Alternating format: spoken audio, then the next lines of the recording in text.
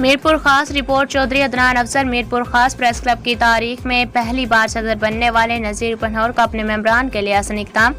Mirpur Khas press club کی صدارت سنبھالنے کے بعد سے ادارے سے منسلک صحافیوں کی فلاح و بہبود میں مصروف صدر میرپور خاص پریس کلب و bureau chief Sindh T V Nazir Panhwar, روزنامہ جنگ اخبار کے رپورٹر سلیم آزاد، جیو نیوز کے رپورٹر سید محمد خالد، سینئر صحافی روزنامہ کاوش رپورٹر شوکت پنہور، نائب صدر اور 92 نیوز چینل کے reporter Azhar Karim Jilani, general secretary Mirpur Khas press club اور reporter news 1 Atif Baloch, joint secretary bureau chief KTN news Shahid Hussain Khaskheli, bureau chief روزنامہ جہان پاکستان اخبار واحد حسین کی ذاتی کوششوں اور کاوشوں سے میرپور خاص پریس کلب کے 15 ممبران جو مختلف سرٹیفائیڈ اخبارات اور پیمرا رجسٹر نیوز چینل سے منسلک ہیں، ان کو محکمہ اطلاعات سندھ سے فائنینشیل سپورٹ پروگرام سے مستفید کروانے میں اپنا بھرپور کردار ادا کیا۔